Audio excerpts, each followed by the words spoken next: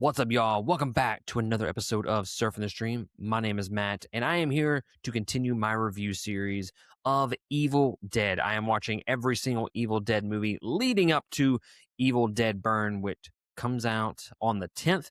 And this time I am reviewing 2013's Evil Dead remake. This time around, a group of friends head to a remote cabin in the woods to help Mia detox from her drug addiction. But after one of them discovers and reads from the Necronomicon, they accidentally unleash an ancient evil that turns what was supposed to be a fresh start into a fight for survival. Now, right from the opening scene, this movie lets you know exactly what kind of Evil Dead this is going to be. We watch a father burn his possessed daughter alive before ultimately shooting her, and it's a pretty shocking way to kick things off. It's unsettling, violent, and it really sets the tone for what this movie is going to bring to the table, where it is going to lean all the way in to the horror. And if you've watched my reviews of the original trilogy, you probably already know where this review is headed. This is my Evil Dead, okay? This is the one that really caught my attention with this series. I think this was the first one that I watched out of the entire franchise. I watched it a few years ago, and I absolutely love this movie. One of the things that I immediately appreciated was how much more believable the setup is compared to the original. Instead of these group of friends randomly deciding to spend the weekend at a creepy cabin in the woods, everyone has a legitimate reason to be there. They're trying to help Mia get clean, and I think that makes the story much easier to buy in. And it makes the story makes these characters more relatable in that sense and gives them a little bit of a backstory. Whereas the original movies, they just show up in the cabin in the woods, you know, they're friends, and that is the extent of the story and the character development. It also creates this interesting dynamic where Mia starts seeing strange things almost immediately, but everyone assumes that she's going through withdrawals. And that was really a smart decision by Fede Álvarez, who is the director of this movie.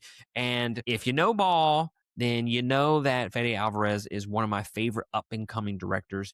I think my first movie from him that I saw was Don't Breathe, which fucked, by the way. That movie was so damn good. Me and my brother actually reviewed that movie years and years ago. And then he also did probably my second favorite Alien movie, which is Alien Romulus. I will die on a hill. That is the second best Alien movie to come out. So I thought it was a really smart decision by Fede Álvarez because it gives these characters a believable reason to dismiss what's going on with Mia in the very early stages of this movie. Because eventually these people start making some of the dumbest decisions I've ever seen in a horror movie. Like, seriously, if I ever walk into a basement and I see dozens, and I mean dozens, of dead cats hanging from the ceiling, I'm leaving. There's no questions. I am not investigating. I'm not checking shit out. I am hightailing it out of that motherfucker. But no. Then Eric decides to cut through the barbed wire just to look at this creepy ass book that's been wrapped up and hidden away. He opens it and sees warning after warning telling him not to read it. Then somebody has literally scratched out all the incantations so that nobody can speak them out loud. And instead of thinking, you know what? I feel like somebody did that for a reason. This dude grabs a sheet of paper, rubs over the pages to reveal the hidden words, and then reads them anyway. At that point, dude, you deserve everything that comes to you. 1000%. I know horror movies need somebody to make dumb decisions, or we really never have a horror movie, but Eric was doing everything short of sending the demons a handwritten invitation to come fuck their shit up. I only bring up this moment with Eric and how this is one of the dumbest things ever. Like, I always joke that a movie has to be believable with the characters and the decisions that they make. Now, why am I a horror fan if that's the case? I don't know. But it always takes me out of a movie when a character does a dumb fucking decision. And once everything starts unraveling from this point forward, that's when the movie becomes an absolute roller coaster. Now, again, I criticize Eric out of love, okay? I love everything about this movie. That's really just a little pet peeve that I have with horror movies in general. But one of my favorite things about this Evil Dead movie is the pacing. It never feels like it's rushing from one kill to the next. Instead, it slowly builds the tension while introducing these increasingly disturbing moments until Mia shoots David. And from that point on, the movie just doesn't let up. When Mia tells everyone that you're all going to die tonight, that just raises the stakes from that point forward. Every Deadite encounter just gets nastier. Every scene just raises the stakes, and every character ends up going through something completely horrific. The gore is also exactly what I want from an Evil Dead movie. Mia's vomiting blood all over Olivia. Natalie makes the horrifying decision to cut off her arm. Olivia carves up her own face before repeatedly stabbing Eric.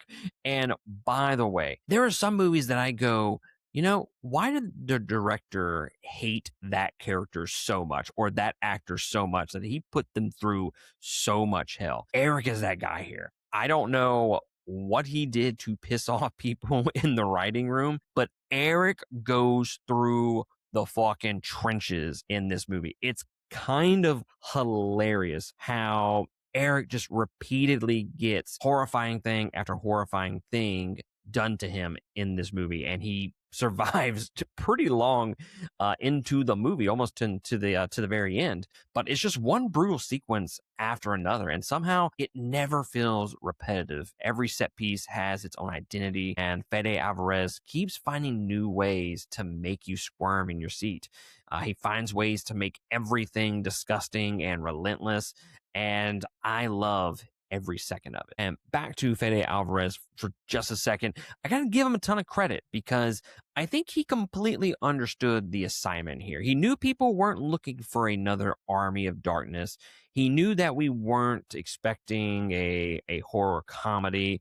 Instead, he took the DNA of the original Evil Dead and amplified everything that made it terrifying. The horror is darker, the violence is more intense, and the practical effects are absolutely incredible. And while this movie definitely has callbacks and references to the original trilogy, they never felt distracting to me. Sure, a couple of them are a little heavy-handed, but I think that's just Fede Álvarez in general.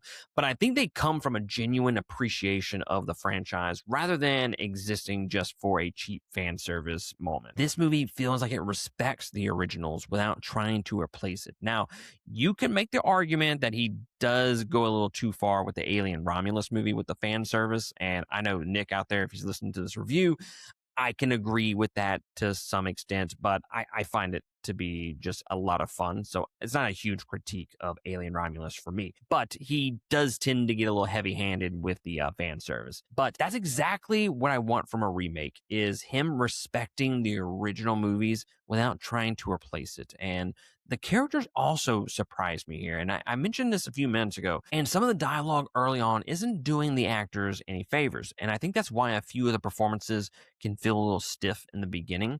But once things start going off the rails, everyone settles into those roles pretty well, and they're more than serviceable. And I found myself genuinely invested in a couple of these characters and who was going to survive, who was going to die in the most horrifying ways. So I do think the characters here are much better than anything that we ever got in the original trilogy. Now, I do have one criticism, and that's the ending. Now, hear me out.